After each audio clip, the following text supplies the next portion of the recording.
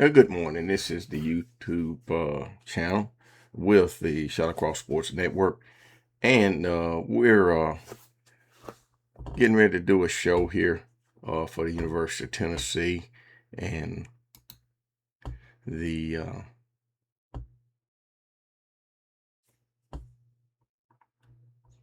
got a lot of information to get into about what's going on with the Tennessee Vols, and it's been a while since I've done a show, but just looking at it, we're gonna get right on into it here. Uh, as the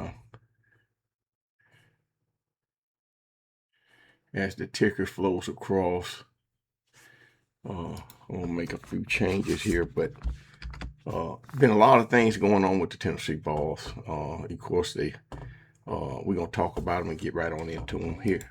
Okay, and just top of the morning to you again, and enjoy the show.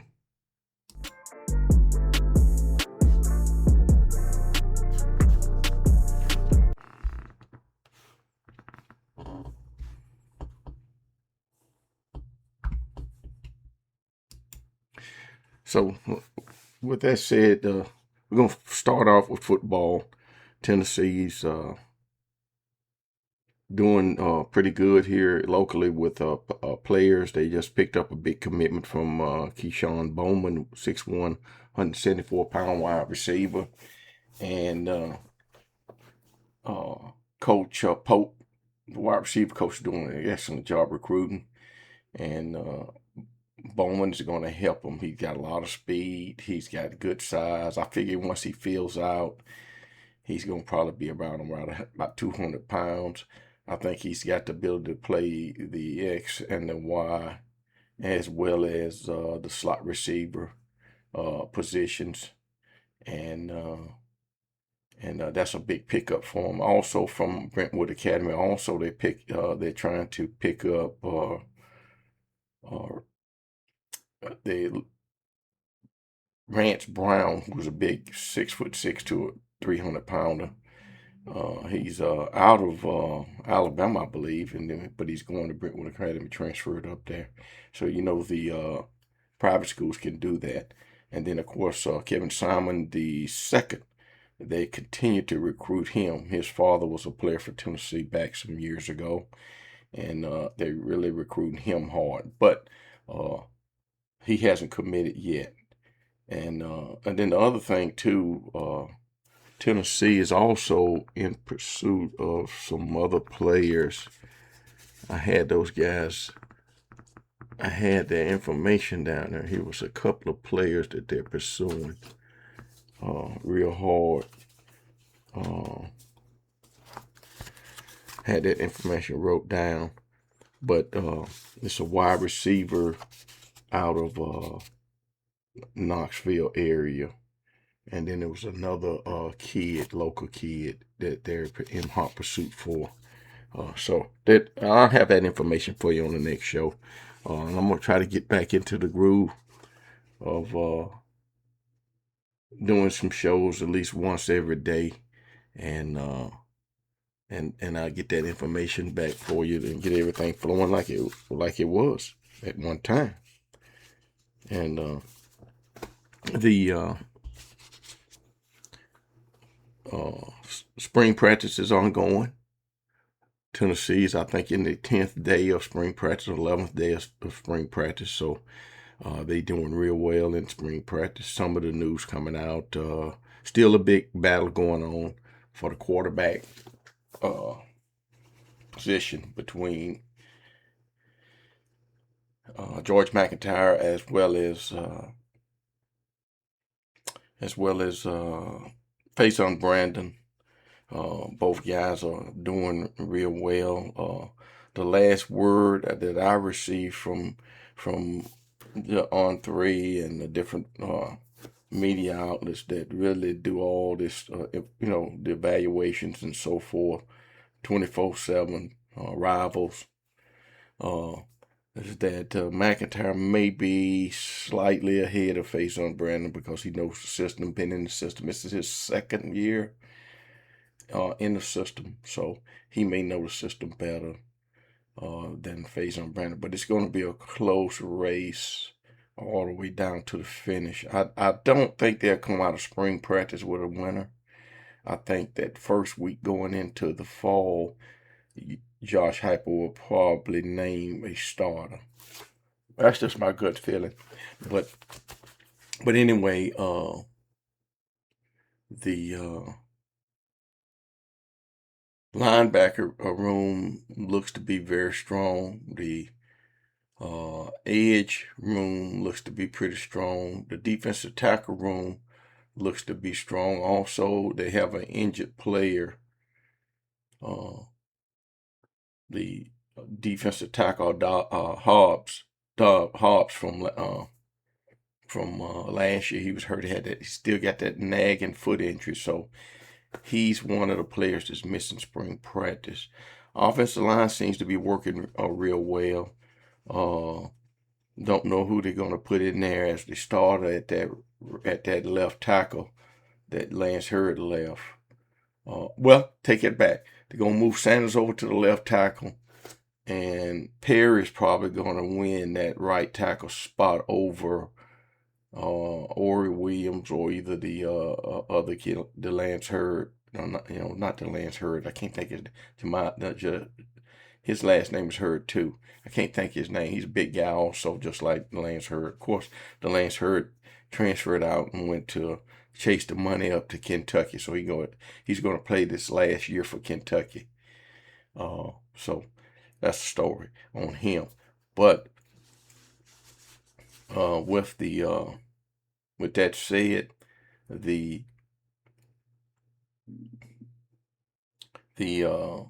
spring is going along pretty good. The Tennessee was also recruiting a kid out of Martin, Tennessee. I don't know if they signed that kid or not. That was one of the things that I want to mention in this show. I'll have that information for you on another show, though. But I know he's several kids that he's recruiting, and just looking at let me see here, Kesean Bowman. Just looking at him as far as what he can do. But this is just a little tidbit on him.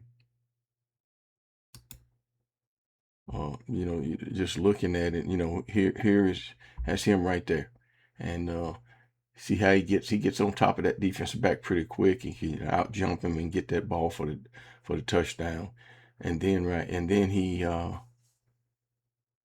that's a down and out pattern, and he's pretty tough, and has the ability to run with the ball after he catches it.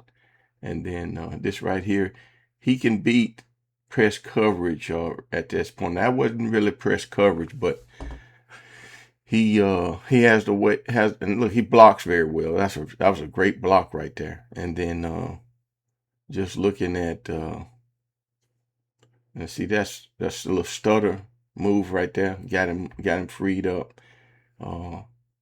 I haven't really seen him run away from someone yet, but he can run the routes right now. So he's going to learn real quick in that Tennessee system.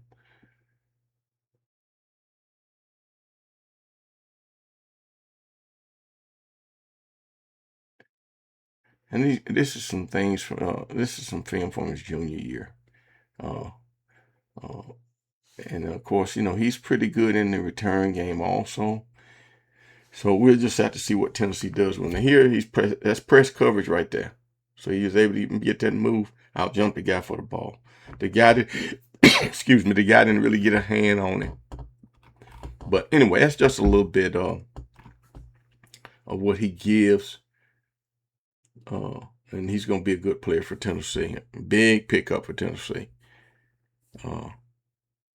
And so that's a big pickup for Tennessee. And then let's switch over here and let's go over here to the Vols, the VFLs. So the draft eligible players. So some of the information's come back from the pro day on the some of the test results and so forth. Joshua Joseph, I think he had a 40 time and 4.7 40. Star Thomas is the guy that I haven't been able to get any information in on. Kilsman, I didn't get any information in on Kilsman also. And then of course Dominic Bailey, I think he participated in the pro day, and Bryson Easton. Now Bryson Easton went to the combine, so he got a good chance of getting drafted, hopefully. But it's hard. I think that I got him going in the third through the fifth round, but Dominic Bailey also fourth or fifth round, and Kilsman fourth or seventh round, and Star Thomas fourth or seventh round. But when you're that late on that third day, you could possibly get a undrafted or go undrafted. So that's one of the aspects of being one of those guys that's on the verge of not getting drafted. But you could get drafted on that third day, then Chris Brazel, I got him going in the first, second round. He may drop to the second. It could possibly drop to the third. And what it is, they knocking on Tennessee's receivers still because of the route tree and a whole bunch of different things. They've kind of downgraded Tennessee's receivers. And until Tennessee has a receiver that actually performs at a upper echelon level in the NFL, you won't see them garner any of the accolades very quick like he was when they was wide receiver U in the back in the day with Alvin Harper and Anthony Miller and Willie Gault, Anthony what was his name, Kansas City Chiefs guy, wide receiver, but they had just a Clyde Duncan, they just had a ton of first round receivers during that time, and they can get back to it, but it's gonna take one guy to go in the second or third round and break out in order for scouts to come and really notice what the Tennessee what receivers are doing under Josh Heupel. And then of course Jamal McCoy ran a 4.38 40 at the pro day, which is very good, and he's gonna still be in the first round, somewhere around that 12th or 13th pick. I think he's going to Dallas. And then Colton Hood is also going to be in that first round also. He could wind up with the Los Angeles Rams, but the Rams picked up the defensive back from Kansas City in free agency. So he could wind up in Kansas City. McCoy could wind up in Kansas City. So we just have to wait and see what happens with that. Andre Turrentine, he worked out. I think he ran a 4.7. He's a safety. That's a good time for a safety. And of course, Jalen McMurray. Jalen McMurray made some money. I think he's going to be an early third day draft pick. And he's a safety also, and he can also play the nickel. He ran a 4.3 40. He had the fastest 40 time of all the defensive backs. And then but the jury's out on all the defensive linemen. Hopefully they'll get drafted or signed as free agents. But I think some of those guys will make it because you had over the years Tennessee has had Malcolm Butler, I believe, signed as a free agent and made it in the NFL. I think Shy Tuttle, he signed as a free agent. He's still in the NFL. Shy Tuttle is. And so that's the way it works, so far. And then of course Joey Aguilar. Right now, Phil Simms and his daddy, Phil Simms and his son, they have Joey Aguilar rated as the third best quarterback in this draft, behind Mendoza and Ty Simpson. So we'll see what happens with that. We'll see what happens with that, because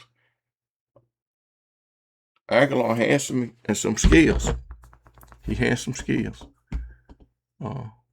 But that's what's going to happen. I think you're going to see Tennessee do well in the draft, and hopefully they'll have at least. I think they had 5 last year. We're looking for at least 6 or 7 this year to get picked in the draft. And you know, Jalen McCullough, he's still in the NFL out there with the Rams as a safety, and he was undrafted free agent. So that's what's going on with the draft. And then getting back over here to the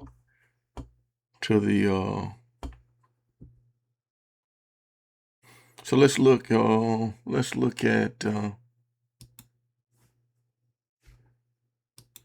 what Tennessee's doing as far as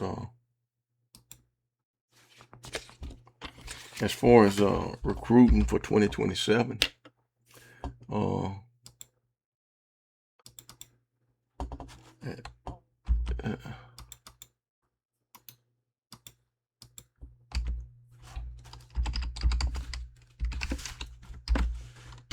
And we'll get a good look at that. And then we're going to switch over to basketball.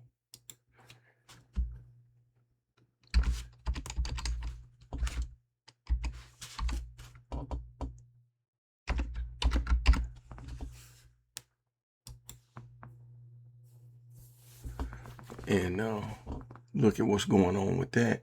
But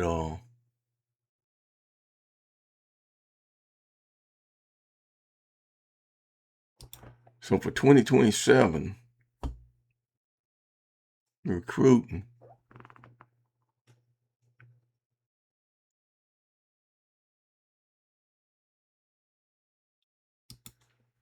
Tennessee right now is ranked, I'll show it to you, ranked 14.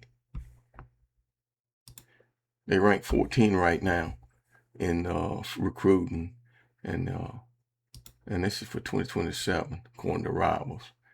And of course you see Kesean Bowman there at the top, and you got the big offensive tackle Princeton UEFA, and then you got Caden Fife, and he came close to Caden Fife came close. He's a defensive tackle.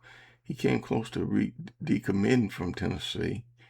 And then you got Jaden Butler, a 3-star, and J.P. Peace, he's a linebacker. Volfa, his father was a VFL.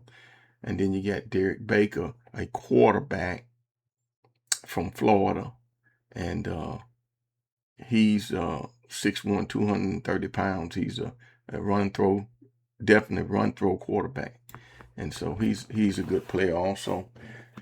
So some of these other guys that they're trying to get to commit is going to boost their numbers up. And then of course basketball, Tennessee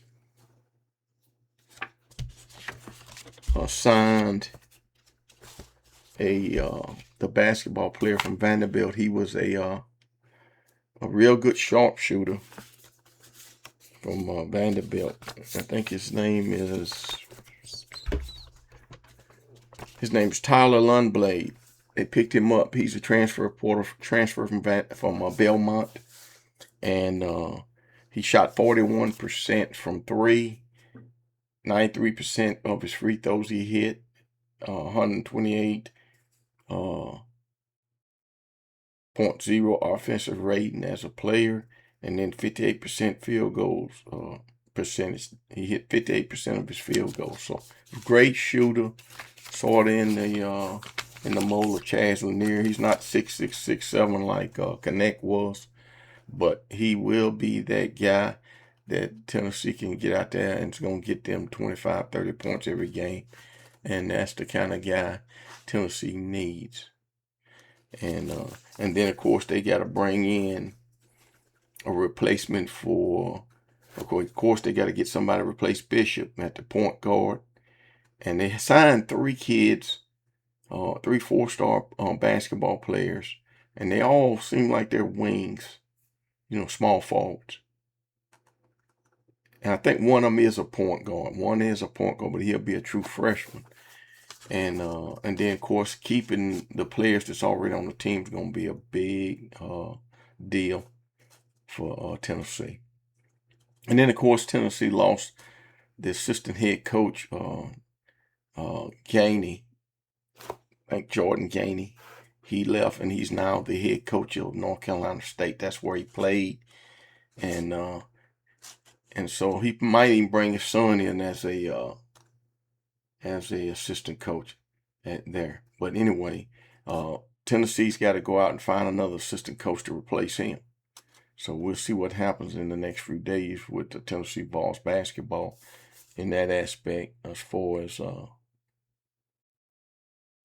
bringing in a new basketball coach. But Tennessee needs to replace Apara,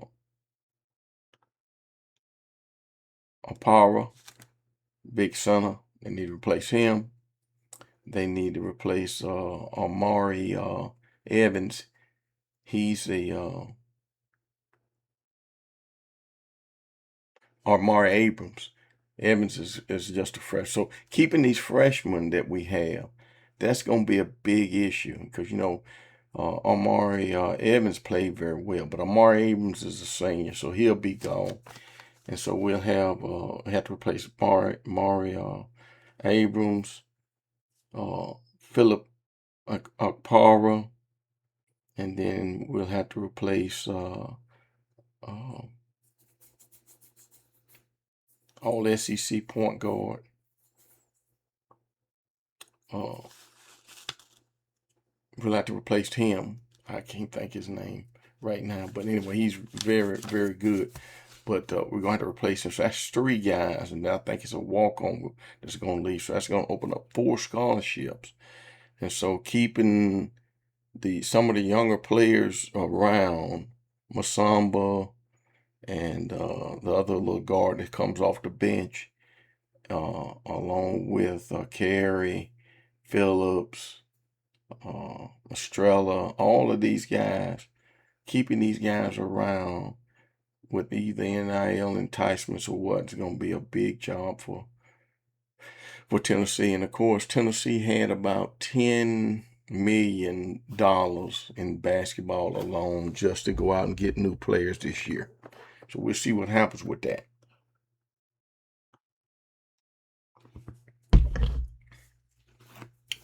And Gillespie, got to replace Gillespie.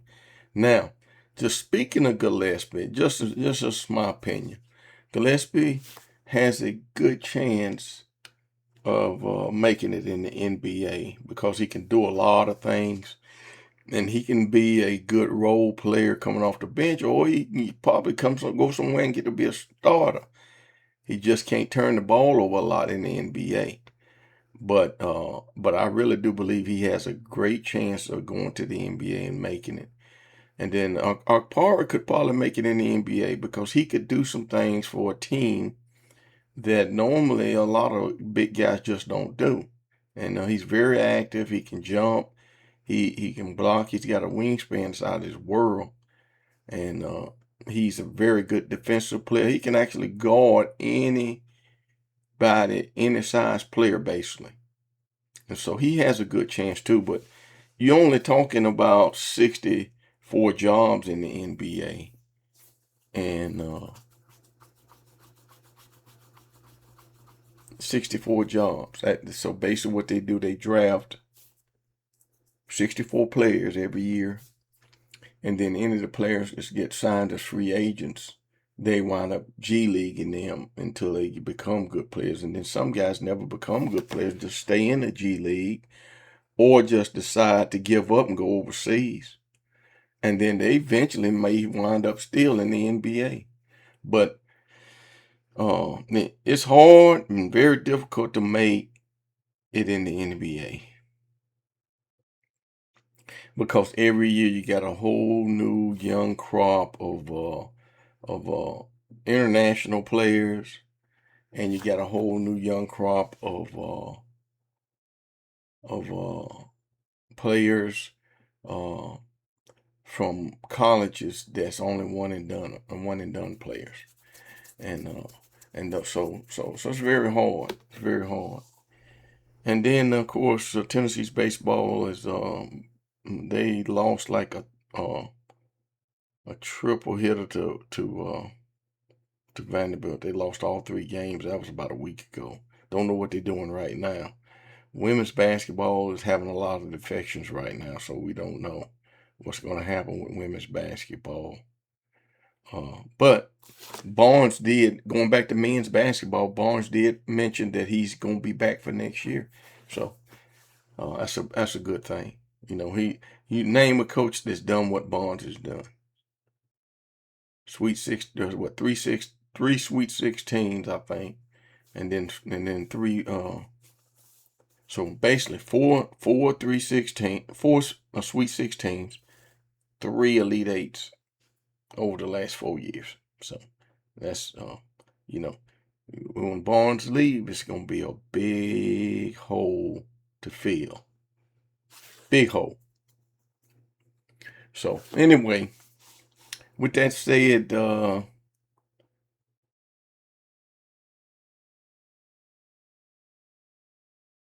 I guess that's the last thing I'm going to show you is, and we don't talk the draft a whole lot, but I'm going to show you my mock draft 2.0.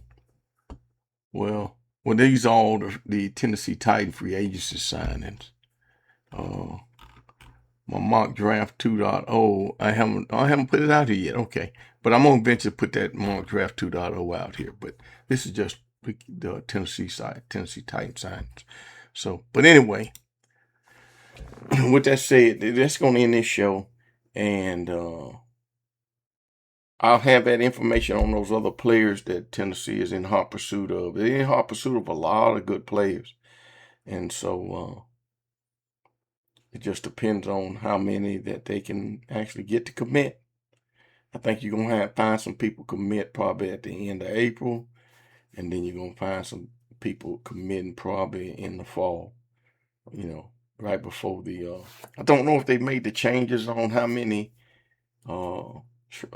transfer portal, they moved the transfer portal back this year, so they may keep it that way.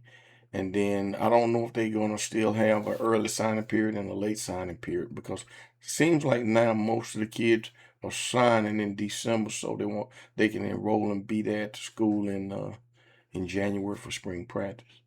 But with that said, that's going to end this show. And this is the ShallowCross Sports Network. Thank you, and have a blessed day. And we'll see you on the next show. This is the ShallowCross Sports Network, the AA, and we're out.